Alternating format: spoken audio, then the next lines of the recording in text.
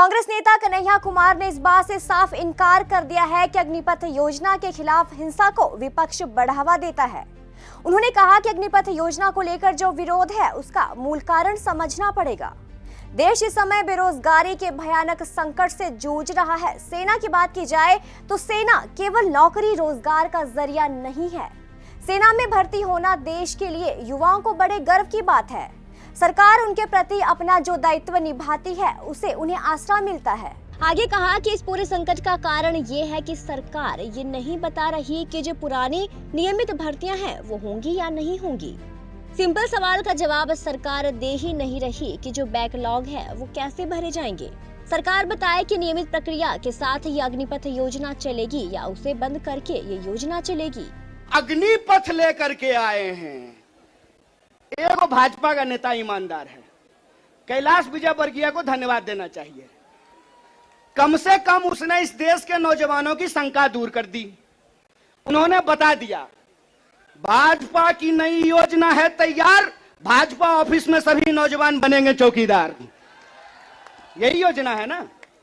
लेकिन मैं कहता हूं विजयवर्गीय जी, आपका बेटा बल्ला बहुत बढ़िया चलाता है, अफसर पे बैठ चला रहा था, उसको बीजेपी ऑफिस में क्यों नहीं सिक्योरिटी गार्ड बना देते हैं।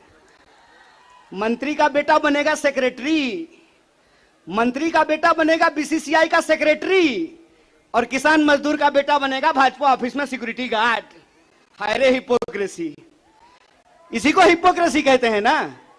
और बेईमानी किसको कहते हैं? देश की जनता को लगा कि जब मोदी जी बोल रहे हैं तो सच ही बोलेंगे। मोदी जी की हर बात को मान लिया देश के लोगों ने। मोदी जी ने कहा दीपक जलाओ तो देश ने दीपक जलाया। मोदी जी ने कहा बत्ती बुझाओ तो देश ने बत्ती बुझाया।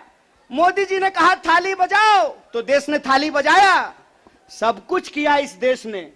लेकिन देश अब तक इंतजार कर रहा है कि मोदी जी जो हमको कहे थे उसमें से एक भी चीज पूरा नहीं किए हैं। और ये देश की जो परिस्थिति है, इस परिस्थिति पे मुखर होकर के हमारे नेता बोलते हैं। इस बात का हमको गर्व है कि सरकार के सामने बिना झुके कोई लड़ता है अड़ करके तो उसका नाम राहुल गांधी है। उसको डराना चाहते हैं, उसको डराना चाहते हैं, उसको झुकाना चाहते हैं। अरे आप कहते हैं मोदी जी मैं भी चौकीदार, मोदी जी के समर्थन में लोग कहते हैं मैं भी चौकीदार। ये चौकीदार नहीं हैं, ये देश के ठेकेदार हैं।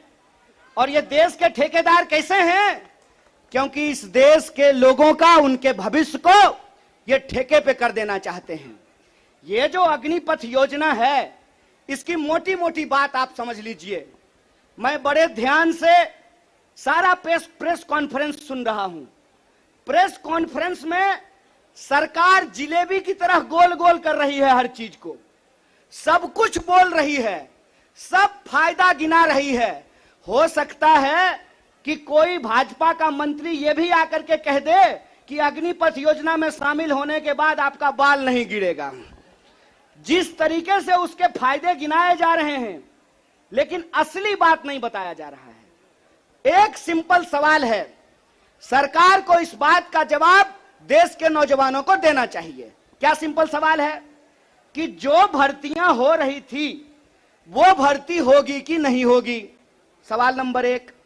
सिंपल बात है, पहले आर्मी में हर साल 75,000 कम से कम लोग बहाल होते थे।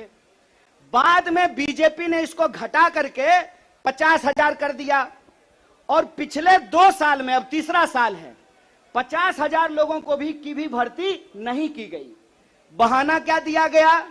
बहाना दिया गया कि कोरोना था इसीलिए भर्ती नहीं किए।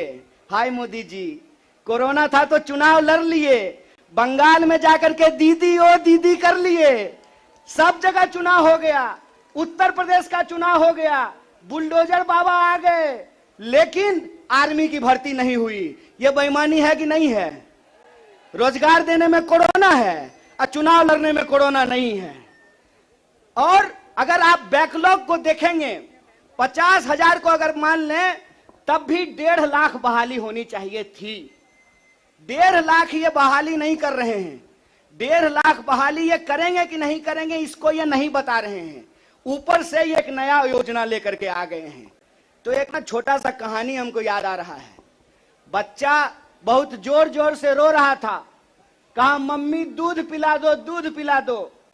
मम्मी उसको उठा करके अलमीरा पे बिठा दी। बच्चा मम्मी को यह नहीं कहता है कि मम्मी दूध पिला दो, बच्चा चिल्ला चिल्ला करके कह रहा है कि मम्मी अलमीरा से नीचे उतार दो, नीचे उतार दो।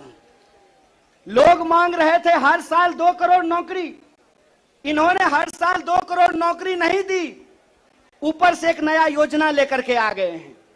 पूरा का पूरा भाजपा के तंत्र को उसमें लगा दिए हैं कि आप बताइए कि अग्निपथ के क्या फायदे हैं। अरे सिंपल सी बात है, बिहार में कहावत है, नहाया हुआ शरीर और खाया हुआ शरीर नहीं छुपता है। जो चीज अच्छी होती है उसका फायदा बताने का जरूरत नहीं होता है।